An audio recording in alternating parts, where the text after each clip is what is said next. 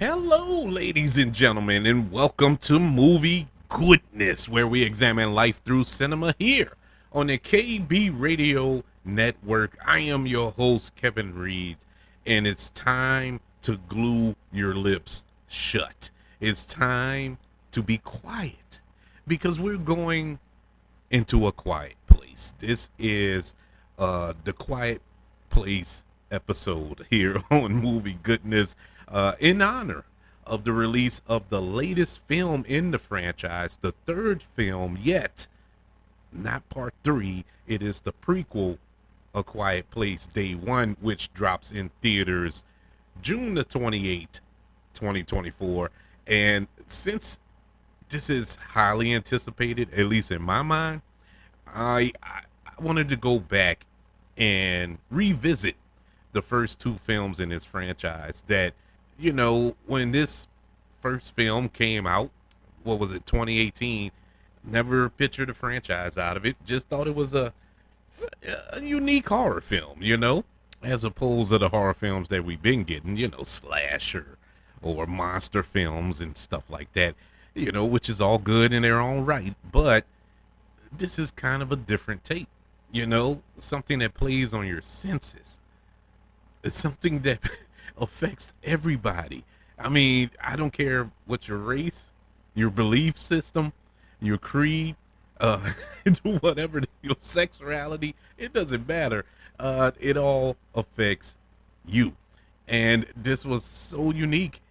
And, you had some, I guess you could say, imitations to come out around the same time. I can't pinpoint exactly when and where these films fall as far as their releases. And I'm talking about Bird Box, where it kind of plays on your senses as well. That dropped on Netflix around this time. It was around the 2017, 2018 era. And, it starred Sandra Bullock. And it was a good film at the time. But if you ever go back and revisit Bird Box, it doesn't quite hold up. It's interesting. It was good from when it came out. It took the world by storm. It was once again a unique take on this genre. It struck at the right time. Whereas A Quiet Place still holds up to this day. Just an amazing piece of filmmaking. And in case you don't know what A Quiet Place is, A Quiet Place is a post-apocalyptic horror franchise centered on a series of films set in a world inhabited by blind extraterrestrial creatures with an acute sense of hearing.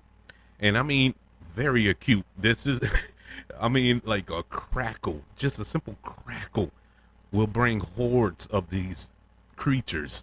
It is frightening beyond belief. The first film in this franchise, A Quiet Place, which came out in 2018, is the first film in the series, which is followed by the sequel, A Quiet Place Part 2, which came out in 2020.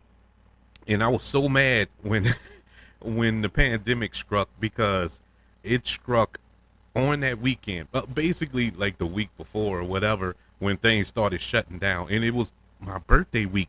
And I was super excited because I was going to see A Quiet Place Part 2 on my birthday. It was the birthday gift that I had been waiting for. And everything shut down because of the pandemic. And I was so hot, on top of the fact that we were in a pandemic. So it was just a 1-2 punch for me. But both of those films were directed by John Krasinski, who also starred in one and a half of these films. And initially, I was kind of thrown off by that, because I'm like, wait, Jim from The Office is going to make a horror film, not only star in it. Okay, that's one thing, but directed as well. I was really, really skeptical about that. But as we get into the film and break down these films, my skepticism was immediately thrown to the wayside.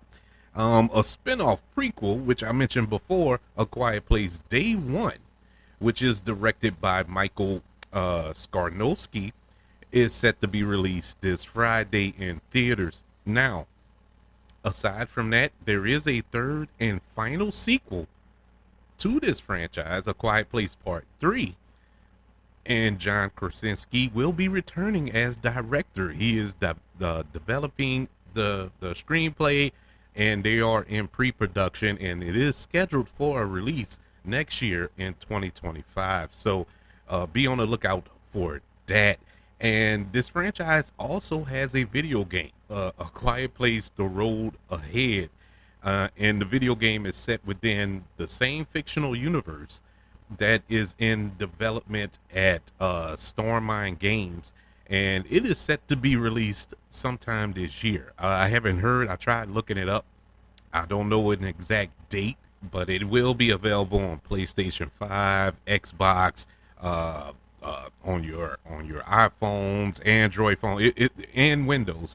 So it's going to be everywhere, and it's they make video games about everything. So why not A Quiet Place? And you know, if you ever played The Last of Us, there are sections in The Last of Us that you have to be quiet, creep around corners. The same format. So, and that's exciting to me. I love those games. And so if it's the same principle as that, where you have to be quiet, can't make a noise, can't step on anything or stuff like that, it's going to be fun. So be on the lookout for it. It's set to be released sometime this year. But back to the films, let's break down the production, how these films came to be, how this franchise was conceived. And it came from the minds of Scott Beck and Brian Woods, who wrote A Quiet Place based on a concept they conceived in college.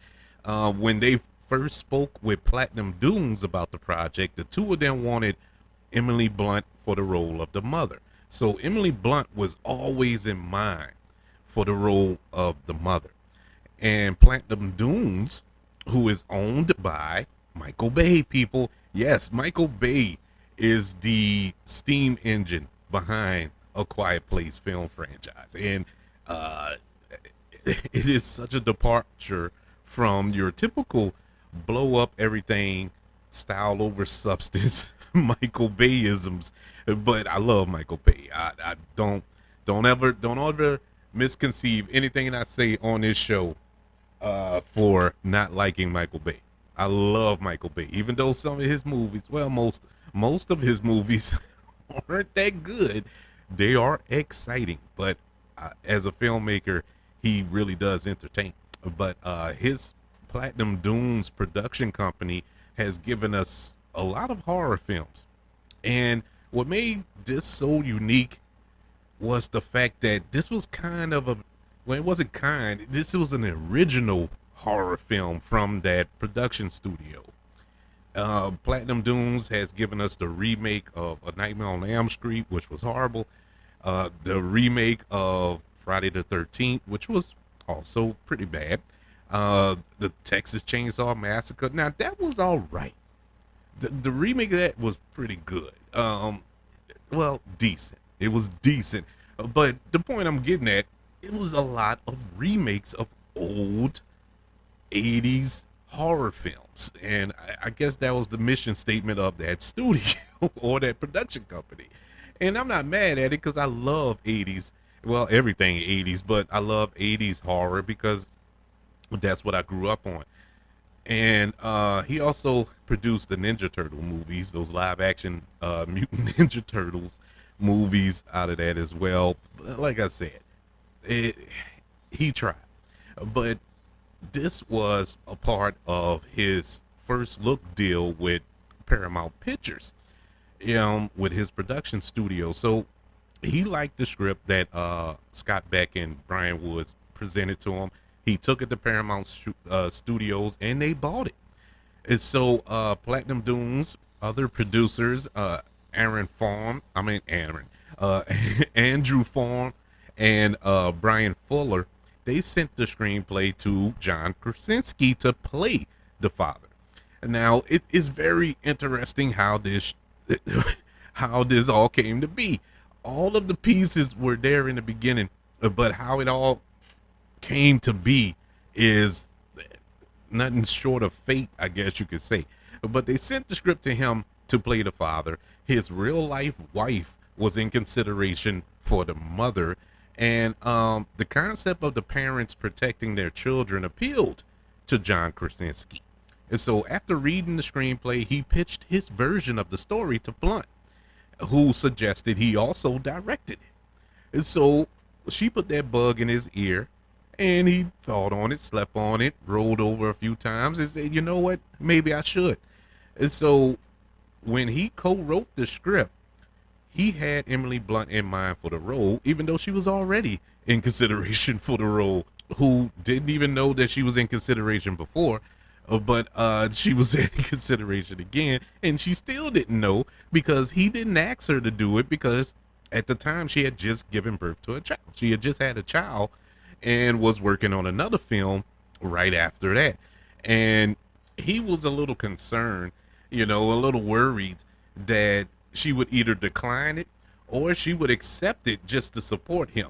She wouldn't be wholeheartedly with it. You know what I'm saying? So he he's quoted to say, I just thought if she does this, she has to come in it on her own. And I feel that, because when you ask somebody to do something for you, you want them to do it willingly. You don't want to have to beg them, because if you beg them or make them do it, they're not going to give you 100%. And if they really want to do it, they're going to give you 100%. And that's what he wanted. So he was kind of trapped between a rock and a hard place there with his lovely wife. But Emily Blunt initially didn't want to be cast. Of course, she didn't want to be cast. But after reading her husband's version of the screenplay on a plane, she felt she needed to do it, as the story represented some of the deepest fears of not being able to protect her children. And that is, at its core, what A Quiet Place, at least the first film, well, both are set in. And it is frightening as a parent. I can definitely relate and sympathize with Emily Blunt in that regard. So after John Krasinski finished his screenplay, he presented it to Paramount to show him his vision of the film, and they were all on board. Now, Scott Beck and Brian Woods said that John Krasinski taking over the film as director wasn't about reshaping it in any massive way, and that he really protected our vision of the script. That's what both of the writers said. And so he really didn't change much of their original concept and ideas. He just put a little hot sauce on it, to liven up the story, I guess. Now, John Krasinski said that Beck and Wood's script differed from his in a bunch of little ways, but the heart was still theirs. They really had this thing that I wanted to be a part of. He focused on the idea of family being at the core of the story. So every scare has to be because you love this family. Every detail has to become a detail that says something about this family, not just to be cool or not just to be scary, but about the family. And so his contributions to the screenplay included the use of sign language, sand paths, the lights, the walk through the forest, and going to the store.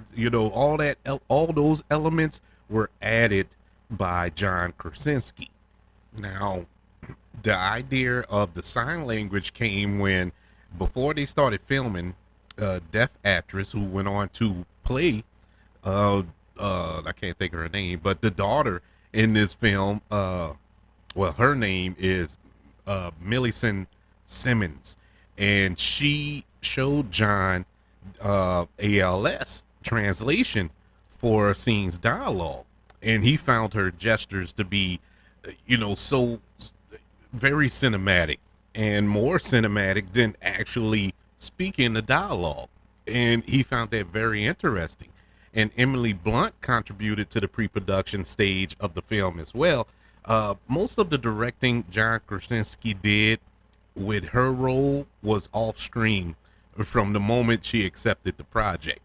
So, it's not only they were on set, but you got to remember they're married.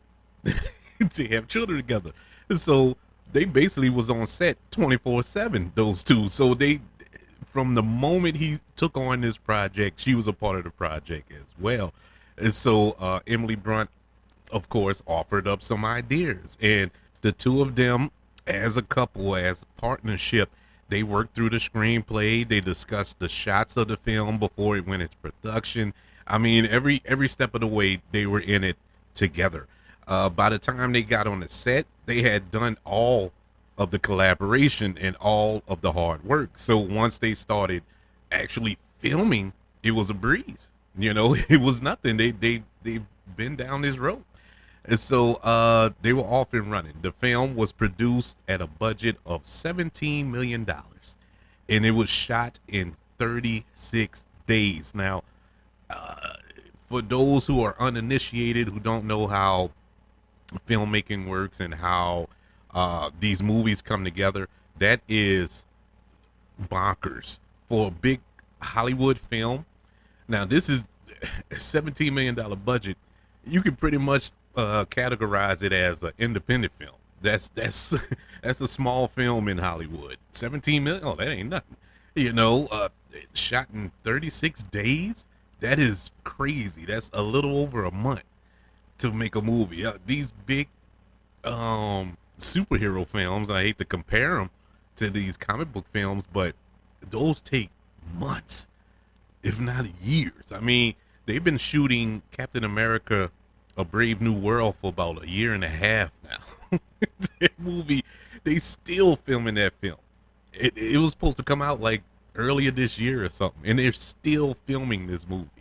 And so it just goes to show you, if you know the story, if you're locked in on what you want to do and how you want to do it, and you have all the right pieces in place, you can breeze through it. Now, that's easier said than done, of course.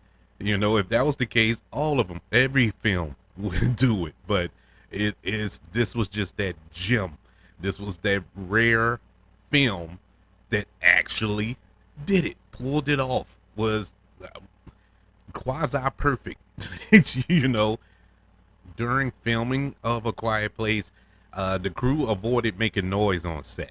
They really were bought in on the concept of this film, and they tried to emulate it while filming. They refrained. Well, it's impossible not to make noise on a film set, but as it was very minimal, and they were all locked in. They hired, of course, a ALS specialist to help teach sign language on the set, an interpreter to help out Millicent Simmons, who is actually deaf, on set. And the alien creatures were based off of animal echolocation, which is something like bats, what bats use, because bats can't see either. So they use echo, what I said, it's echolocation to find their way around places. And that's what these creatures were based on, being as though they couldn't see, but they had that acute sense of hearing. And so with all of that in place, we dive into the first film here in the Quiet Place franchise from the year 2018, A Quiet Place, a film that is revolved around a mother and a father who struggle to survive and raise their children in a post-apocalyptic world inhabited by blind extraterrestrial creatures with an acute sense of hearing. The film stars Emily Blunt, John Krasinski, who also directed and co-wrote this screenplay, and Noah Jupe, and Millicent Simmons. This is a horror film, but a family film, alien film. Uh, I mean, it's so many genres wrapped up in this film, and it works. This movie works, and it shouldn't. It shouldn't work as well as it does. We get the opening scene here when they're in the store and they're not making noise. You know, they're the family here. They're just picking up certain things. They're not talking, and you notice in that opening scene, the whole store has been ransacked. You know, everybody getting supplies and all this here, so they're getting as much as they can get or what's available to them. But there's one shelf or one aisle of that store that is untouched, and that was the aisle with all the potato chips, because potato chips make noise. They took everything else. I don't care. People starved to death, but the potato chips stayed put.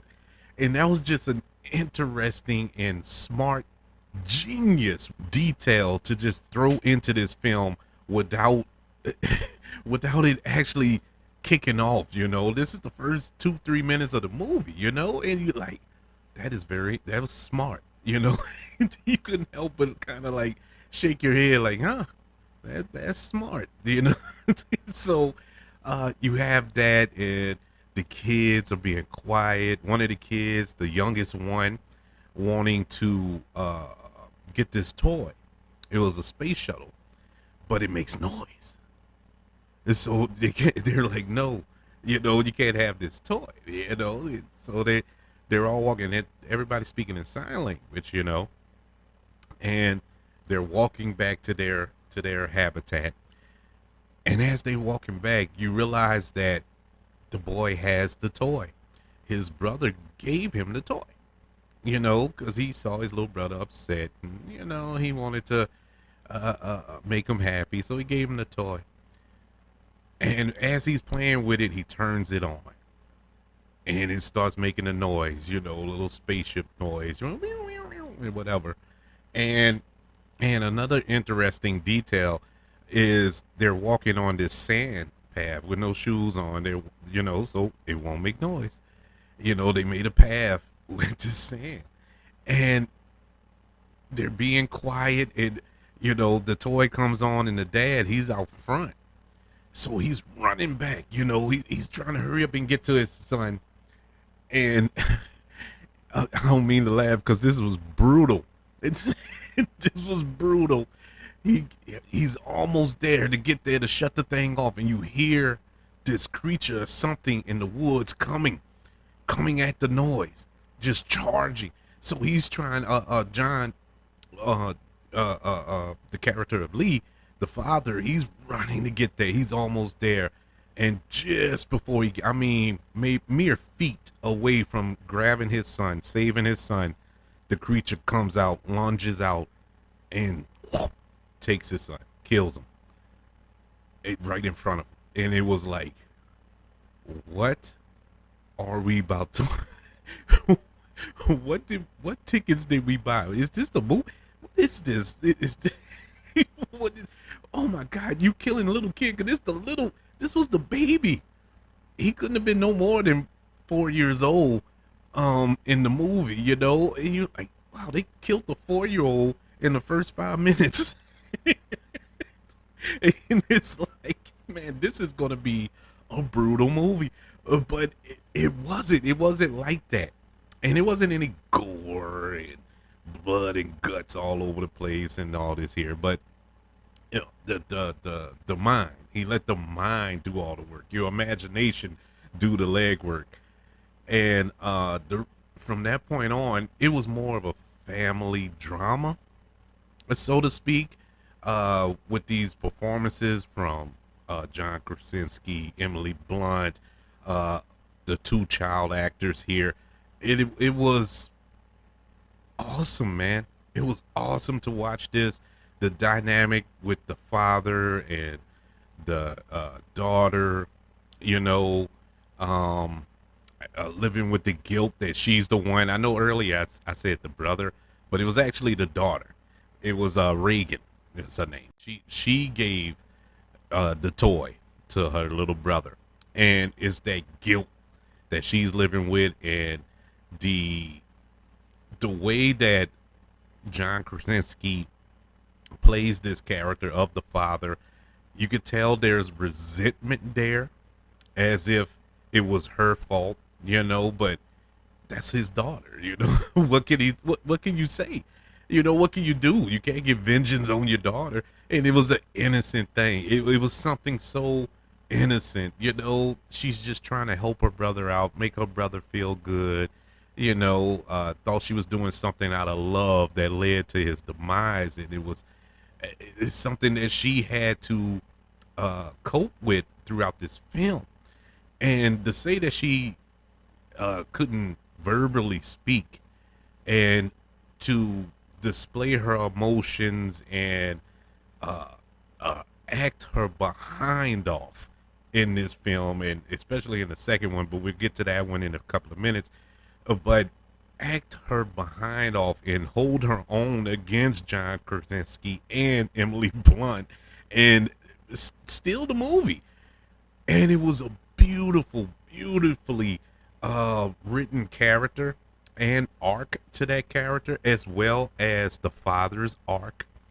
When we get to his final moments in this film, oh man, you want to talk about ripping your heart out.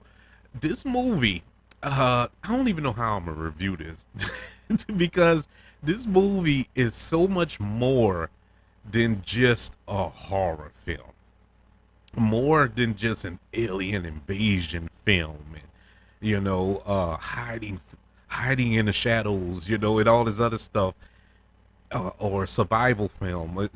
It's not that. It is truly a family film, a family drama that you can get with, man. This was so beautifully done by John Krasinski. And, just about a month or so ago, he released a film, If, that was in theaters. It was all right. I thought it was a pretty decent film. That was a straightforward family fantasy live action slash animation film. But it was cute. And the more I get away from it, I enjoyed it a little more, when I think back on it, because you can find elements of If in A Quiet Place. And not to say that it's kiddie or for the kids to watch, but the tone, I would say, and the way he addresses family. And you can really tell that John Krasinski is big on family through his films. He is big on family, and he knocks that out of the park. The scares, the jump scares in this film, because it is a horror film, they work. The reason the jump scares and the horror and the dread that you do feel when those moments happen is because it happens in moments. It's not cheap. They're earned. It isn't, drug out throughout the film. There are just moments that happen throughout the film that let you know that, okay, yeah, this is a feel good family moment here, but let's not forget there are aliens that are just outside ready to rip you apart if you pass gas and it makes a noise. And so you have to constantly be on guard. And so it is a very, very tense film because of that, because you don't know when that creak or that step on a twig and hear it snap is going to cause cause this ripple effect. You know what I'm saying? It's like any little thing can happen. So it's like you tiptoeing through a minefield. And that's basically what this family and the rest of the world is doing. But that's another reason why this film works. The stakes weren't as high, but you felt the stakes. This is a small film. I mentioned before, this is a small budget horror film. And we focus on just these four characters. Well, 4.5 characters in this movie. And you still feel the weight of the entire planet. Even though we don't see nobody else, we don't hear from nobody else, it's just this family. And it still has worldwide stakes involved with this invasion. My negatives for a quiet place is nitpicks, but I have to address them nonetheless. Why? And I'm pretty sure everybody has asked this question. This is the one major flaw in this film, and it affects the second film as well. Why on God's green earth would you choose to conceive a child in the middle of an apocalypse when you're facing echolocation creatures who are waiting to hear you whisper, let alone a baby crying? So why would you even do that? Now, I'm not saying you can't have the boom shoom, people have needs. I understood that. But why did y'all choose to have a child at this moment now? I understand they were hurt from the loss of their son, their 4-year-old child. I get all that, but you weren't going to replace the baby. You weren't going to replace him, other than your head count. But it made no sense. My daughter, when we were watching it, she was like, why? And she just kept saying why throughout. Why, baby? I don't know. It's just to add tension, for the sake of the movie. But if this happened in real life, there is no way anybody would conceive a child. Now, things can happen, whether it was on purpose or not. Hey, that's to be debated. I strongly feel it was on purpose, because of the grief that they were feeling at the loss of their child. And so they felt they can fill that void with another child. But bad timing. And we talking about a baby here. Baby don't do anything but cry and make noise. And the only thing to entertain a baby is noise. So it was like, why? That's the one thing you don't want to have. And I know children are a blessing, because my two were a blessing. But if we were in the middle of an apocalypse, they wouldn't be here right now, because they're gonna get us all killed. But yeah, that's my major flaw. The other one, I felt that it just abruptly ended. Now, this was rectified with part 2, because it's basically the first half of another film, so that makes sense. But at the time, it was like, man, it just ended. It just stopped. It ended. No resolution to the threat or anything like that. But it was what it was. But those are my only big flaws. I really love the fact that we don't get an explanation of the creatures. We didn't spend half the movie, researching, oh, what planet did they go? They came from L17V48 on the other side of Saturn, and what all this. We didn't need all that. We didn't need all that. Who cares where they came from? They're here, in the words of Carol Ann. And so it doesn't matter. And I like that. We didn't even need it. It wasn't necessary to enjoy the film. It was a joy to watch. John Krasinski did an amazing job with everything that he did. Every way that he contributed to this movie, he knocked it out the park. His directing, his writing, he did the motion capture for the creatures. And everything. I mean, this was his movie, and he did an excellent job. Completely enjoyed it from beginning to end. That's why I was excited for part 2, because A Quiet Place Part 1 got a letter grade of an A. It was one of the best, quote unquote, horror films I've seen in decades. It's because it's so much more. It's so much more than just a horror film. But I loved it, man. I loved it. I still loved it. When I rewatched it, it was like watching it for the first time. It was completely quiet. You got to watch it quietly. That's the whole point, people. I will say this before we go into the review of part two. When I went to go see part one, me and my daughter, and we're in the theater. I think I told this story a couple of times, but hey, in case you're new to the show, and thank you for joining if you are, here we go again with it. We went to the theater, sat there. Everybody got the memo. The movie is called A Quiet Place. So everybody be quiet. And so we were being quiet the first few minutes. Actually, it was right after the opening scene with the little boy being killed and all this here. And this couple come in late after the fact, and they sit in a row in front of me and my daughter, and they proceed to talk the entire movie.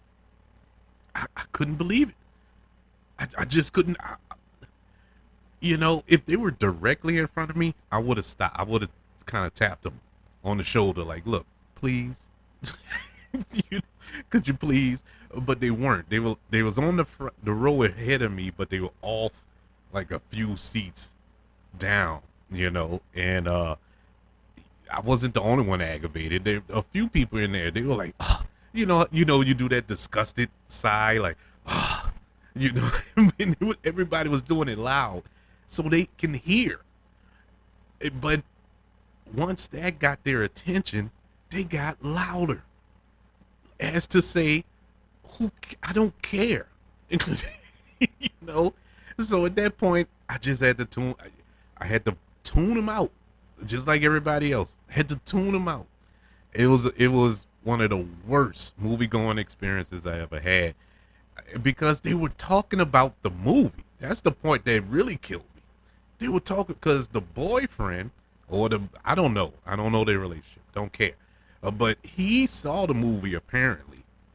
She didn't.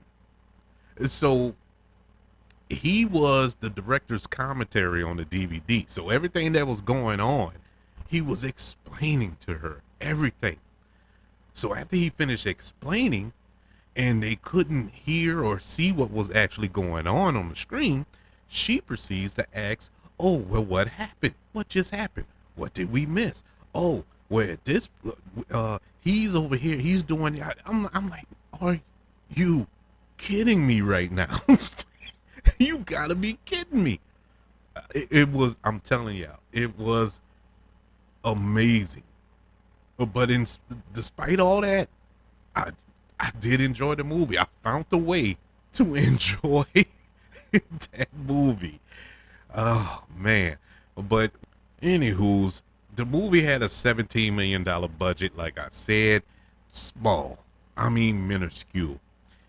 It went on to gross worldwide $340 million worldwide. I think it's safe to say it was a hit. It's a certified smash hit. Here's the problem. If you want to say it's a problem, when a movie is that big of a hit, money wise, the studio immediately will want to green light a sequel. Oh, we gotta go back to this well. this is a moneymaker. And there was a problem. In April of 2018, after the success of A Quiet Place, Paramount chairman and CAO announced that a sequel was in development. Now, John Krasinski said he had considered the first film a one-off. He did not write that movie or did not direct that movie and star in it and do all that he did to get it off the ground to make a franchise. He just wanted to make one film and go on about his business. Uncertain of finding similar success in a sequel. He didn't want to, I guess, tarnish the legacy, so to speak. So he initially told Paramount to seek another writer and director to the film. It was too much pressure. Because you had none. for the first one because it's not based on any IP. Nobody knows much about it or anything about it. There's no pressure. You just throwing that against the wall, see if it sticks. Now there's pressure because everybody that's seen the first one, there, and everybody enjoyed it. So now you have to live up to that. You have to at least get to that standard, if not above it. And so the first film, screenwriters Scott Beck and Brian Woods didn't return for the sequel either. Woods said they were not interested in a franchise approach to this film and that they would rather try to create original ideas and use their writing credits as an opportunity to push other projects. And so Scott Beck said instead of focusing on sequels per se, it's about investing back into the ecosystem of original ideas in a massive marketplace. And so at that point, it was kind of in limbo. And so John Krasinski, he went to Paramount. He did try some ideas. He pitched some ideas to Paramount, and they rejected the pitches, from other writers and directors that were considered too franchise oriented. And so he said he had this small idea, which was to make Millie, who is the daughter, the lead of the film, to make her the focal point of the film. Well, obviously it couldn't be his character because spoilers, his character died in the first film. So her character opened the door to all the themes that he was dealing with in that first film. And so the studio invited him to write the script based on his idea. John Krasinski decided to write and direct the film. Emily Blunt, Millie Simmons, and Noah Jupe reprised their roles from the first film. And we had two new additions to this cast with Cillian Murphy, or should I say Academy Award winner Cillian Murphy, and Djimon Hounsou. And production began on this film in June of 2019.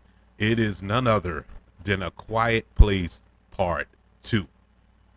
A film that was originally set to come out on my birthday, March the 20th, 2020.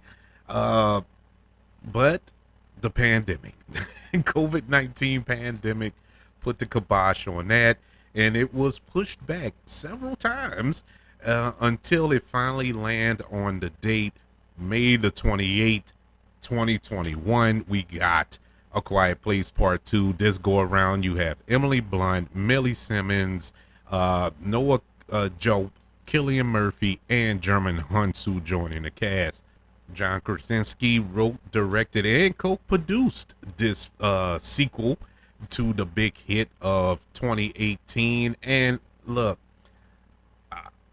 I was super anticipating this, but I was super nervous as well. For the simple fact, sequels, people, sequels are a scary thing because we have this overblown imagination and thoughts on how films should go, how they should play out, and all this other stuff. Oh man, they should take the idea, they should go here, they should do this, they should do that, or it could be just me that feel that way, but that sometimes you get caught in that trap. You set these certain expectations for these films, and this film was no different. And with the promotional material that was coming out around that time, it looked kind of wonky. Like, where are we going here? I mean, I remember when they released the first 10 minutes of the film or something like that as a clip online, and it was basically a prequel. The opening scene of this movie, well, it wasn't basically, it was a prequel. And so a prequel to the prequel that we're going to see today or tomorrow, whenever this comes out. And so it's but it was interesting. It was day one. It was when they arrived, when these alien creatures arrived, and man, that was crazy. That was super crazy, because you really saw how good of a director John Krasinski is how he moved the camera throughout that scene. There were a couple of scenes. Now, it wasn't one take, but it was filmed and edited so perfectly. It looked like one take for a good portion of that scene. When he's walking through the town after they're leaving the baseball game, and he gets in the truck, then he gets back out the truck and he follows this police officer, goes to talk to this police officer and to see what was going on and all this here. You see in the background the look like a comic or whatever these creatures were riding on to get to Earth. We see that off in the distance, that trail in the sky, and it was just beautiful, beautiful. Then the chaos, when all the chaos broke out, the anarchy that broke out when these creatures showed up and started just murdering people. I mean, just tearing people apart. That's why, side note, that's why I'm so excited for A Quiet Place Day One. You know, to see it in a city, because this was a small town and it was bananas crazy bonkers. I can't imagine what it's going to look like in a big city like New York, where that film is set in, and all the chaos when those aliens show up. Oh man, I can't wait. But anywho's, yeah, it was crazy, this scene. You know, the scene with Emily Blunt driving the car and the way where he puts the camera at. And she's driving up the street, then the bus is out of control and it's coming towards her, so she has to hurry up, put it in reverse, and now the bus is right up on her as she's reversing. And as she's reversing, you see one of those creatures crawling out of the window of the bus, about to come onto the. Oh my God, it was amazing. It was, it was amazing. And now I will say that this film has a million times more action than the first film. This was a more Wrath of Khan type version of A Quiet Place franchise, but still kept his heart. It still had the same heart as the first film. It wasn't really embedded in the family aspect so much, but because of the loss of Lee, the father, John Krasinski's character, in the first film, but them dealing with that grief, because let's not forget, this is the next day. We're not a couple of years away, you know, a month, or you know what I'm saying? It's no time in between what took place in part one. Just the sunrise. That's the only thing that happened in between these two films, a sunrise.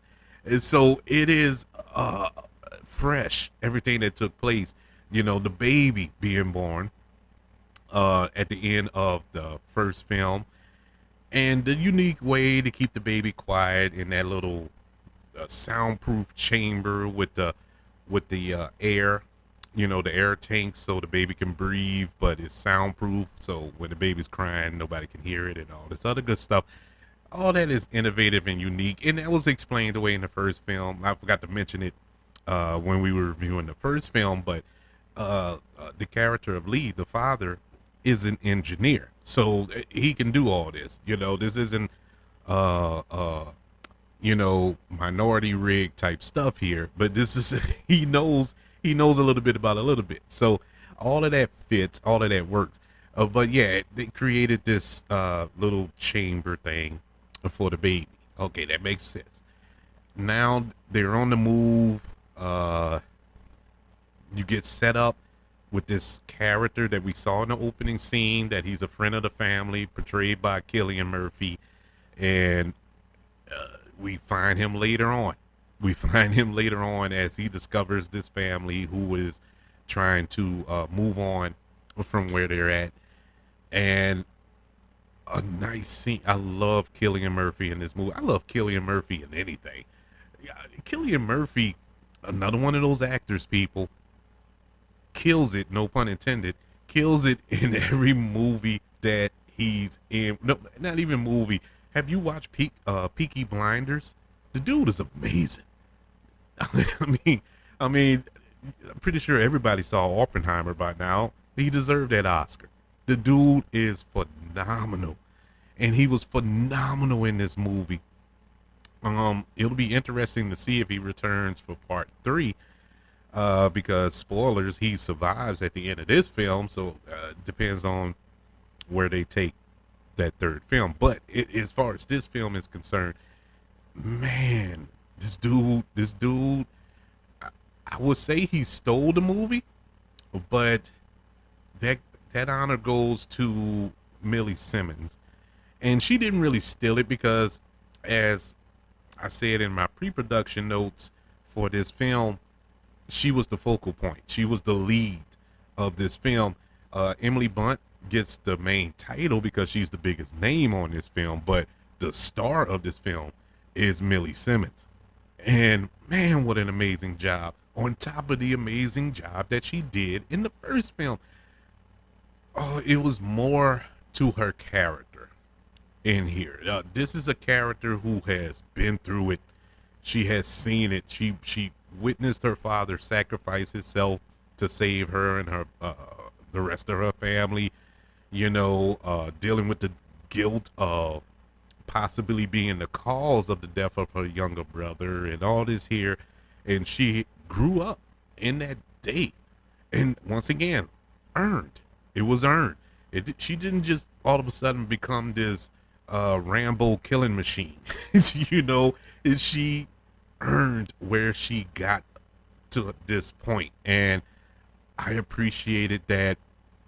Emily Blunt, it took a kind of a back seat in this film, and I'm not gonna say she wasn't good, but she wasn't as good as the first film. But she wasn't given a lot in this version of the story. But I liked her. It was all right, but she wasn't as good as she was in the first film. Uh, German Hensu, who was only in this film, what, 10 minutes tops, but he did a good job for the little 10 minutes that he was in here.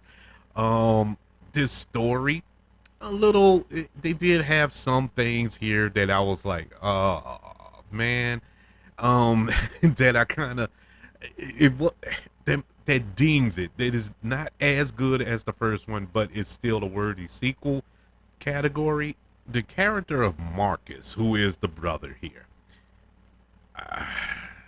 he was kind of annoying to me in this in this film. Now I enjoyed him for the majority of this film, like the scene where he get his foot caught in that bear trap. Oh my god, I felt that was acting.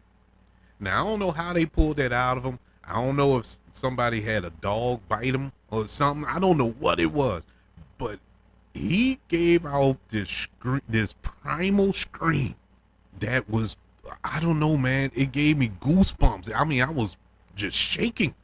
I had more fear for him at that moment than any part with the aliens. It was so real. That primal scream that he gave. And I'm like, yep, I would imagine that's what you would sound like if you stepped on a bear trap. That seemed so real to me. But yeah, I really enjoyed that. But for the rest of the film, he was incapacitated. Of course, he couldn't do much because he only had one leg, basically. But he was just whining a lot. Now he had his hero moment at the end, but it didn't feel earned to me. Um, it just didn't feel earned to me. I get why they did it. I get the whole story of it all. It just that character wasn't. It didn't have the proper time to grow for me because of so much focus being thrown on the Reagan character, rightfully so, and the Emmett character played by Cillian Murphy really didn't have time for anybody else. So there's that. But that was kind of a downer. Didn't really like the mercenary things, those bandits on the pier. I didn't like that aspect of the film. I felt that was unnecessary. I didn't know why are they doing this. I mean, in the matter that they're doing it, it made no sense. Why are you sacrificing these innocent people on this pier to lure out these things? You weren't going to kill them, and then you're trapped on the pier because there's nowhere to run. You know, so it was a stupid plan that made no sense to me. I just didn't get their uh motivations, you know, and they don't speak, they don't say nothing, they just dare to murder people, you know. I mean, why did they get to this point? How did they get to this point? You know, I know human beings in times of stress and fear will do things out of character.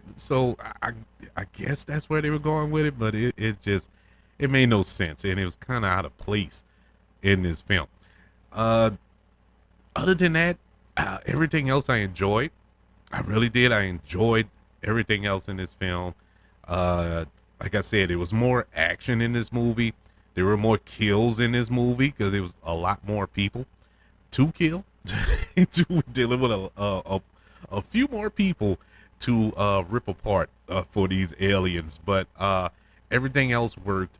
Loved the camera work, loved the score, loved the direction. The acting, for the most part, was up to par. Not as good as the first one, but good nonetheless. A Quiet Place Part 2, which was scheduled for release in 2020, but came out in 2021, gets a letter grade of a B plus. Yeah, it was really good. Is a worthy sequel. I wish it was better, but hey, you can't win them all. But it's still a win, though. It's one of those movies. I will watch it again. It's one of those movies. If you're scanning the channels and it's on, I'll stop. I'll stop and peek in on it. You know, it keeps you interested, keeps you entertained, and I did enjoy it. I enjoyed it to the point I am anticipating this next one and the one that's going to come out next year, God spare, that we're going to get. But yes, people, A Quiet Place film franchise. There's a franchise out of this. That is crazy to me, but it's a worthy one. You know, it's a very good franchise. Even if you're not a quote unquote horror fan or an alien invasion movie fan, this is a good movie. These are good movies to watch. I think everybody can enjoy this because if you're not into blood and guts, this is for you. It doesn't have all the gore and all this here. You know, there's some intense scenes, some scenes that will kind of make you turn your head if you're a little squeamish, but nothing gory. And so I do recommend it for that reason. But I would like to know which one of these are your favorites, and are you looking forward to A Quiet Place Day One, which stars Lupita Nyong'o, Joseph Quinn, and Jermaine Hensu reprising his role from the second film. But like I said, this is the prequel, in case you're confused. But yes, I am anticipating. I can't wait to watch it this weekend. But I would like to know your thoughts. Email the show, kbradiopodcast@gmail.com. You can also search for this show on all social media platforms. Just search for the KB Radio Network. Don't forget about the KB Radio Network channel on YouTube. Subscribe to the channel and like this video if you don't mind. Don't forget about the 5 stars, the reviews, and sharing this show if you're listening on Apple Podcasts, Spotify, iHeartRadio, wherever you are currently listening to movie goodness here on the KB Radio Network. Everybody, thank you for joining me for our look into the Quiet Place franchise. Want you all to know that I love you. Continue to love everyone. And until we speak again, be quiet and be blessed.